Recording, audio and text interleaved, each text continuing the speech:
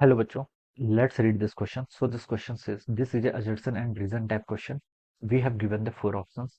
So in the assertion क्या बोल रहा है देखिए, thermodynamic process in natures are irreversible and reason पे लिखा है क्या dissipating effects cannot be eliminated. Dissipating effects को हम eliminate नहीं कर सकते हैं. Alright, देखिए बच्चों इस क्वेश्चन का की कॉन्सेप्ट आप क्या लिख सकते हैं, रिवर्सिबल या फिर इरिवर्सिबल प्रोसेस लिख सकते हैं. क्या लिख सकते हैं आपका रिवर्सिबल या फिर इरिवर्सिबल प्रोसेस. ठीक है, तो आपने लिख लिया आपका इरिवर्सिबल. ठीक है, a irreversible, all right, reversible process, irreversible process.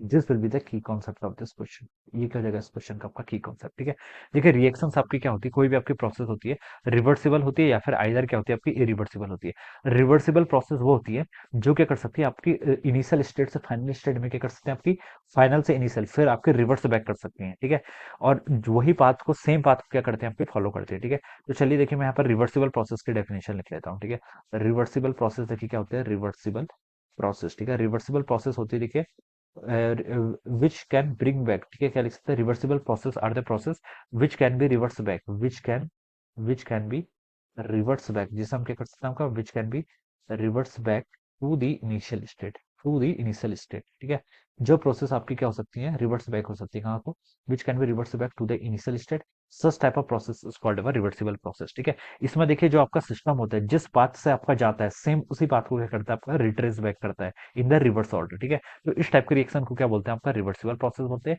और इरिवर्सिबल होता है इसका अपोजिट, जिस रिएक्शंस को हम क्या कर सकते हैं रिवर्स बैक नहीं कर सकते, या फिर सिस्टम देखिए जिस जैसे किसी इनिशियल स्टेट आई से एफ को गया था और एफ से आई को सेम उसी स्टेट में आए तो उसे हम क्या बोलते हैं आपका इरिवर्सिबल प्रोसेस बोलते हैं. क्या बोल देते हैं आपका इरिवर्सिबल प्रोसेस. ठीक है, अब देखिए आपकी जो रिवर्सिबल प्रोसेस होती है देखिए यहाँ पर ये प्रोसेस आपकी मोस्टली क्या होती है आपकी क्वाजी स्टैटिक प्रोसेस होती है. क्या होती है आपकी quasi static process. Quasi static process क्या होता है, जो प्रोसेस क्या होती है बहुत ही स्लो रेट से चलती है. क्या चलती है आपकी बहुत ही स्लो रेट से चलती है. सच type of process called our quasi static process. ठीक है, ये बता सकते हैं. जैसे देखिए मैं एग्जांपल लेता हूँ रिवर्सिबल प्रोसेस के, जैसे हमने देखिए कार्नोट इंजन पढ़ा है.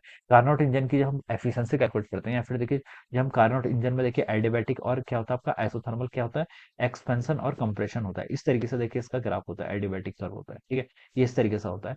ये आपका क्या है this is a curve for the ideal, ये आपका आइडियल, ये आपका क्या है कार्नोट इंजन का है कर्व है. ठीक है, तो देखिए इसमें हम इनिशियल और फाइनल स्टेट को क्या कर रहे हैं, इनिशियल स्टेट भी यही थी, सिस्टम फिर से आपका इस स्टेट पर पहुंच रहा है तो हम इस टाइप के रिएक्शन को क्या बोलते हैं आपकी ये आपके रिवर्सिबल प्रोसेस हो जाएंगे. ठीक है, यहाँ पर आप बोल सकते हैं देखिए जो आपका एडियाबैटिक जो आपका कंप्रेशन और क्या हो रहा है आपका कंप्रेशन हो रहा है और क्या हो रहा है आपका रियरफेक्शन हो रहा है, इस टाइप की केसेस को क्या बोलते हैं आपका आइसोथर्मल कंप्रेशन या फिर क्या बोल दीजिए एक्सपेंशन. ये आपका क्या आता है this are the examples of reversible process.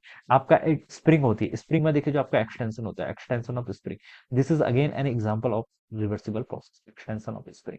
इसमें देखिए स्प्रिंग क्या करती है आपकी फिर से अपनी इनिशियल स्टेट को क्या कर लेती है गेन कर लेती है, तो इसलिए हम क्या बोलते हैं इसको रिवर्सिबल प्रोसेस बोल देते हैं. इरिवर्सिबल प्रोसेस क्या होती है, जैसे आपका फ्री एक्सपेंशन हो गया. ठीक है, इरिवर्सिबल के एग्जांपल क्या होते हैं आपके, जैसे आपका फ्री एक्सपेंशन हो गया, फ्री एक्सपेंशन के केस में हम बता सकते हैं क्या है this is our irreversible process. ठीक है, और जैसे आपका डिफ्यूजन हो गया, डिफ्यूजन देखिए मान लीजिए आपकी कोई गैस है. ठीक है, किसी एक सिस्टम पे आपने रखी हुई है, यहाँ पर आपका क्लोज क्या है कंपार्टमेंट और यहाँ पर आपकी गैसेस के लार्ज मॉलिक्यूल्स है.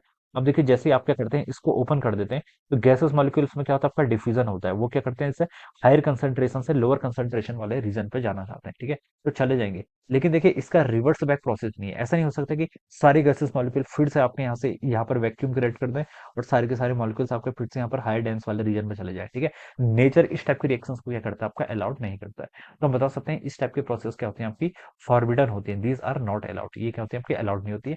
या फिर हम ऐसे भी बोल सकते हैं देखिए यहाँ पर आपका कोई भी सिस्टम आपका आइडियल नहीं होता है. ठीक है, आइडियल आपका क्या है कॉन्सेप्ट है. अब हम बता सकते हैं देखिए यहाँ पर आपका कुछ ना कुछ क्या होते हैं डिसिपेटिव फोर्सेस जरूर होते हैं. जैसे पिस्टन को अगर वर्क डन कराते हैं तो वहां पर वर्क डन बाय फ्रिक्शन भी होता है. तो हम ओरिजिनली उस कुछ वर्क डन आपका क्या होता है फ्रिक्शन के फॉर्म में क्या जाता है, फ्रिक्शन के फॉर्म में भी आपका कुछ वर्क डन हो जाता है. तो हम सिस्टम को इनिशियली उस एग्जैक्ट स्टेट पर नहीं पहुंचा सकते, इसलिए हम बता सकते हैं यहाँ पर हम डिसिपेटिव इफेक्ट या फिर फोर्सेस को क्या कर सकते हैं कंप्लीटली एलिमिनेट नहीं कर सकते. इसलिए आपकी जो रिएक्शंस होती है नेचर की वो क्या होती है आपकी इरिवर्सिबल नेचर की होती है, रिवर्सिबल नेचर की रिएक्शन आपकी नहीं होती है. ठीक है, अब अजर्सन पे देखिए क्या लिखा है, thermodynamic process in nature are irreversible. Thermodynamic process क्या होती है आपकी नेचर में, इरिवर्सिबल होती है। तो बच्चों हम बता सकते हैं ये स्टेटमेंट आपका बिल्कुल करेक्ट है।